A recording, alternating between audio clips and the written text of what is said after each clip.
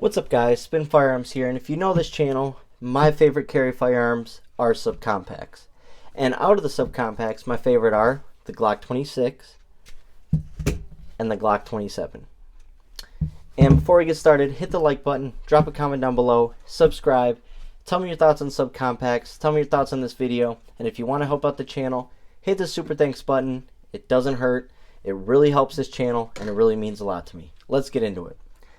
I'm going to tell you what my second favorite subcompact is, and it's not even close. Like, it's so close to the Glock 26 in the way it performs, the way it shoots, that I love it almost just as much. But before I get started, I also want to show you that I finished this build completely. Check this out. All silver pins, invoke, takedown lever, ghost billet, teardrop, slide stop.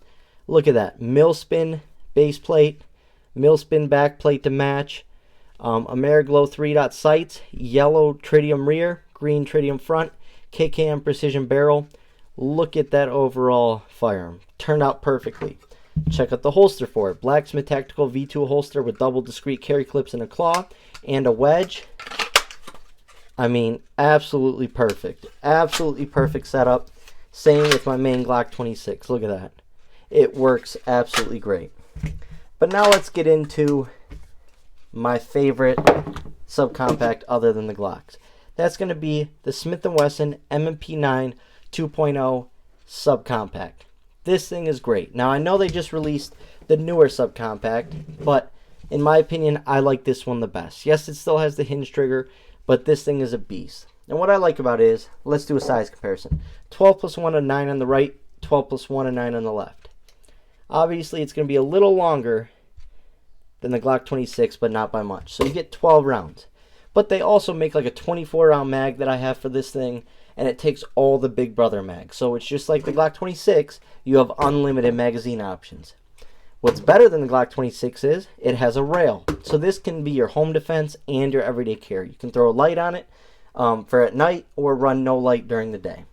This one also has the option for manual safety or no manual safety. I got it cheaper with the manual safety. The front serrations are almost non-existent, but same with the Gen 3 Glocks. It's just this little thing down here for press checks, which they work. The rear serrations work great. They almost have like a little flare out, so it's very easy to latch onto, regardless of how you rack your slide. The texturing is on point. They give you 4 different back straps. I like this one right here. On top of that, the texturing around the whole entire firearm is just on point. Absolutely great. It is clear, of course. Comes with 2 magazines, and it comes with different base plates. You can put the flush one in, or this one with the pink extension. Let's do this trigger pull real quick. It is the hinge trigger, which I'm used to because I have a lot of Smith & Wessons with the hinge trigger. Super light, super crisp, great trigger pull, right? Reset. I mean, just a great defensive trigger. Now, when I shoot these two, it's almost the exact same. My groupings are the exact same. And what I would say is this actually has less recoil because it does have that thicker slide. It does have a longer barrel. And so there is more mass up top. If you notice, it's a little bit longer. It's not much more noticeable while carrying, but it is much more noticeable while shooting. You have about this much extra in weight from barrel, slide width, and slide length.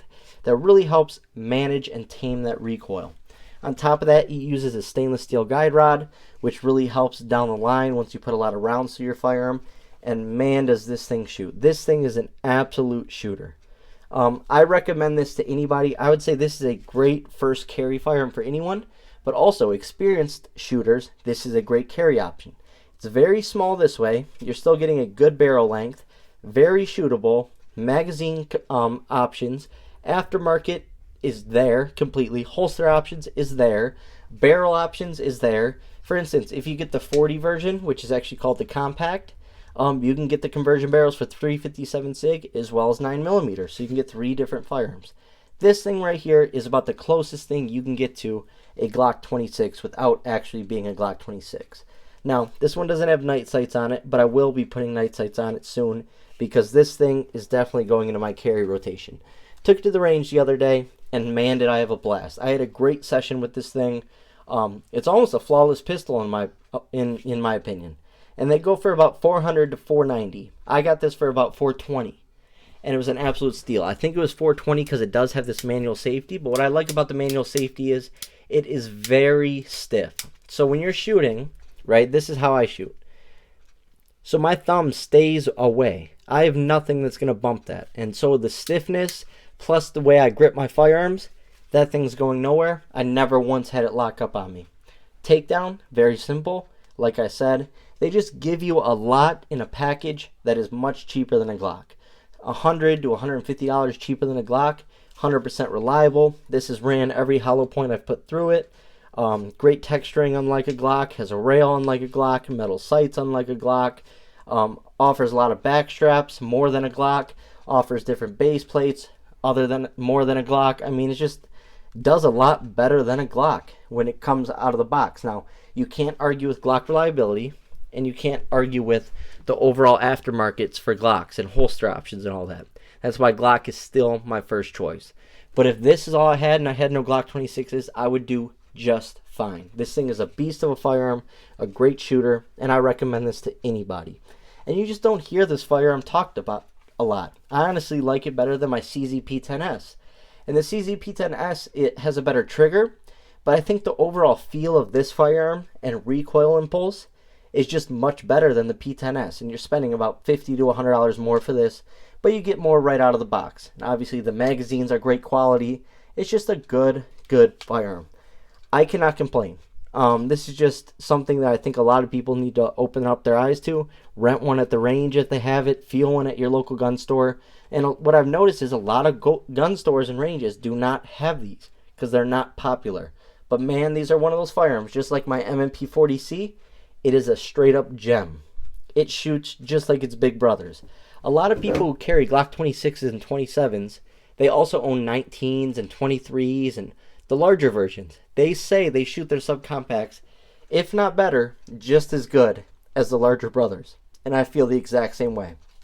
Yesterday I shot this, and then I shot the full size, who the guy I went to the range with had the full size. I shot this better than the full size.